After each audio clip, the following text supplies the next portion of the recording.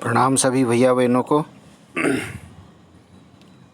इकाई 2 आंकड़ों का संग्रहण, व्यवस्थापन और प्रस्तुतिकरण।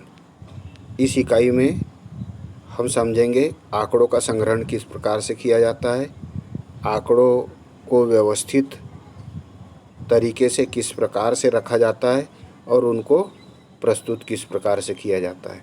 तो यह जो इकाई है यह कुल 15 अंक की इकाई है, महत्वपूर्ण इकाई है। 15 अंक आएंगे इस इकाई से। 1 अंक के 3 प्रश्न पूछे जाएंगे, 2 अंक के 2 प्रश्न पूछे जाएंगे, 4 अंक के 2 प्रश्न।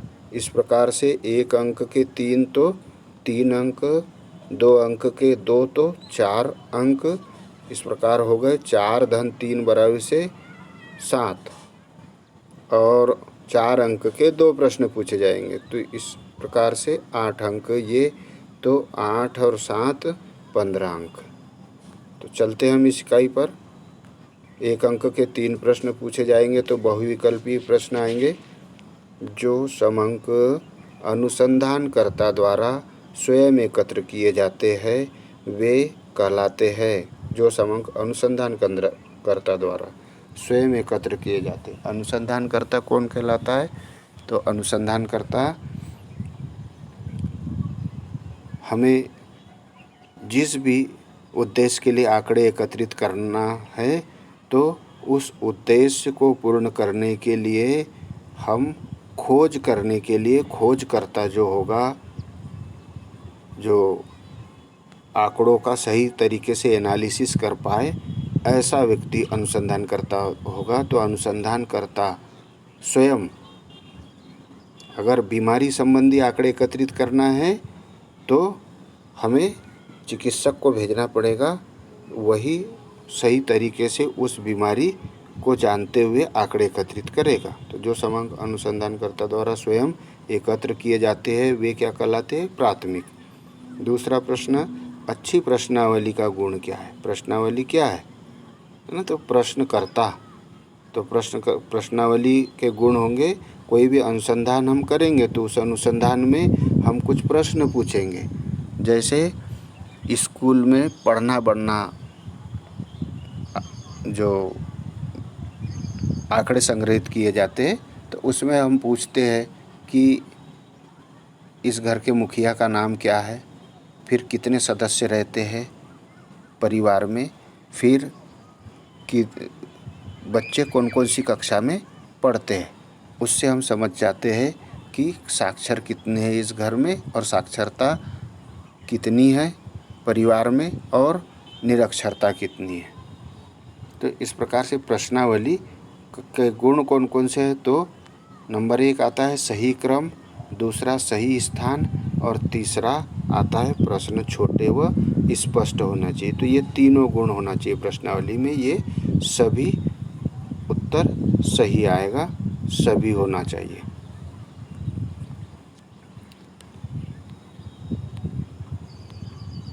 तीसरा, जब 2 या 2 से अधिक तथ्यों में तुलनात्मक अध्ययन करना हो तब किस चित्र का प्रयोग किया जाता है? 2 तथ्यों में तुलना करना है, किस चित्र का प्रयोग करेंगे हम? सरल दंड चित्र का। क्या बनाएंगे हम? दंड बनाएंगे, है ना? तो 2 दंड बनाने से छोटा और बड़ा समझ में आ जाएगा कि साक्षरता का दंड कितना है और निरक्षरता का दंड कितना है, निरक्षरता ज़्यादा है या साक्षरता ज़्यादा है। तो 2 या 2 से अधिक तथ्यों की तुलना करने के लिए कौन सा दंड बनाएंगे, कौन सा चित्र बनाएंगे? सरल दंड चित्र। अगला प्रश्न, देव प्रतिचयन की विधि नहीं है। देव प्रतिचयन की विधि क्या नहीं है? व्यवस्थित रीति। व्यवस्थित रीति से देव प्रतिचयन नहीं किया जाता है। तीसरा, समग्र की प्रत्येक इकाई का अध्ययन करने वाली रीति है संगणना रीति। संगणना रीति कैसी है? समग्र की प्रत्येक इकाई का अध्ययन। समग्र से तात्पर्य इकट्ठा है। समग्र की प्रत्येक इकाई का अध्ययन करने वाली रीति कौन सी कहलाएगी? संगणना रीति। छठवां है, चित्रमय प्रदर्शन का सबसे सरल रूप कौन सा है? तो चित्रमय प्रदर्शन का सबसे सरल रूप है सरल दंड चित्र। सातवां, अनुसंधानकर्ता कहलाता है अन्वेषक। क्या कहलाएगा? अन्वेषक।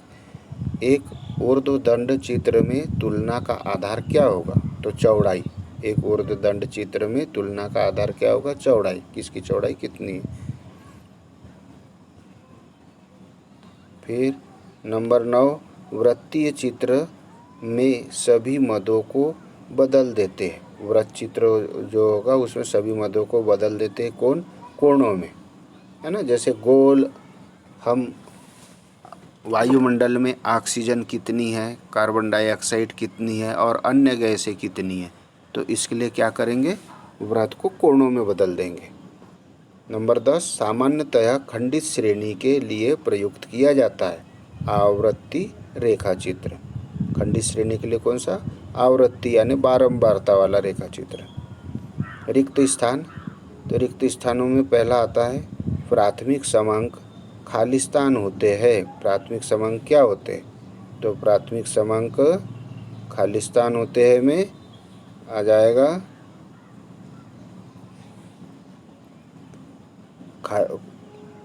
मौलिक होते हैं। दूसरा, एक अच्छी प्रश्नावली का आकार खालिस्तान होना चाहिए। तो एक अच्छी प्रश्नावली का आकार छोटा होना चाहिए, छोटी से छोटी प्रश्नावली होना चाहिए। तीसरा है प्रश्नावली में खालिस्तान स्पष्ट व संक्षिप्त होने चाहिए। तो निर्देश, प्रश्नावली में निर्देश कैसे होना चाहिए? स्पष्ट होना चाहिए।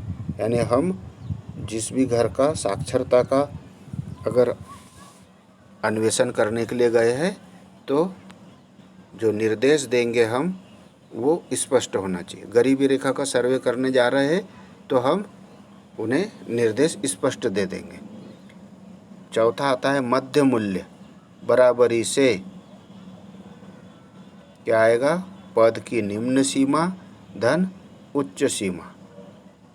पद की निम्न सीमा धन उच्च सीमा। जैसे अगर हम 0 से 10 तक के बच्चे खोजने के लिए गए हैं, है ना, तो 0 वर्ष पद की निम्न सीमा लेंगे और उच्च सीमा 10 वर्ष लेंगे, है ना। दोनों को जोड़ देंगे और जोड़ करके क्या करेंगे? 2 का भाग दे देंगे बटे 2।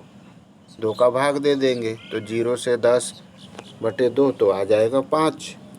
तो मध्य मूल्य कितना निकल जाएगा? 5। तो मध्य मूल्य बराबर से क्या लिखना है? पद की निम्न सीमा धन उच्च सीमा बटे 2। 2 ध्यान रखना है। पांचवा, भारत की जनगणना खालिस्तान वर्षों बाद की जाती है। कितने वर्षों बाद की जाती है? 10 वर्ष बाद की जाती है। यहाँ पर देख रहे हैं हम दंड किस प्रकार से बनाए गए हैं। सरल दंड यहाँ सिक्कों से बनाए गए। यह समझ में आ जाएगा कि किस वर्ष कितनी आर्थिक स्थिति हमारी है। प्रति व्यक्ति आय भी, प्रतिदिन की आय भी कि किस दिन कितनी आय हुई है ना। कैसे पता चलता है इसका? इसकी मोटाई से, क्योंकि सभी सिक्के मोटाई में एक है।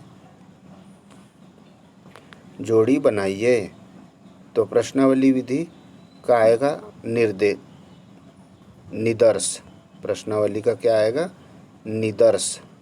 फिर चित्रमय प्रदर्शन संभव है समांकों का चित्रमय प्रदर्शन करने से। तीसरा, आयत वर्ग नियम द्विविमा अवलिक द्विविभाजन। द्विविमा चित्र बटे द्विविभाजन, ये दोनों एक ही है।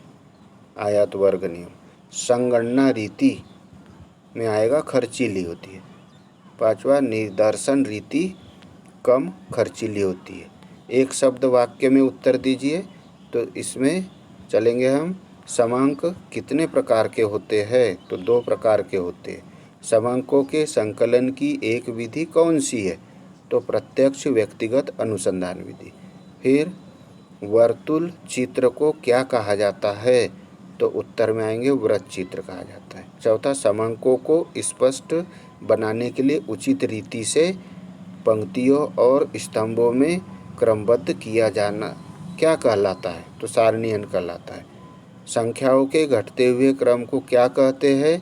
तो अवरोही क्रम कहते हैं। जनसंख्या को जब स्त्री तथा पुरुष शिक्षित तथा अशिक्षित वर्गों में बांटा जाता है तो कौन सा वर्गीकरण कहलाता है? गुणात्मक वर्गीकरण कहलाता है। किस विधि में एक वर्ग की उच्चतम सीमा अगले वर्ग की निचली सीमा होती है? तो अपवर्जी विधि में होती है। Report on currency and finance कौन प्रकाशित करता है? तो reserve bank of India. Report on currency and finance कौन प्रकाशित करता है? Reserve bank of India. समग्र में से प्रतिदर्श चुनने की एक रीति का नाम बताइए। तो समग्र में से प्रतिदर्श चुनने की एक रीति कौन सी है? देव प्रतिचयन। फिर वर्ग 2 नियम किसने दिया? तो वर्ग 2 नियम लुट्स ने दिया। देख रहे हैं यहाँ कोरोना में किस प्रकार से दंड चित्रा है। हमारी आर्थिक स्थिति ये थी, धीरे धीरे धीरे धीरे इस प्रकार से न्यूट्रल चलने लगी। तो हम ऐसे दंड बना करके दर्शा सकते हैं प्रतिदिन के। अगले भाग में अति लघु उत्तरीय प्रश्न पढ़ेंगे हम।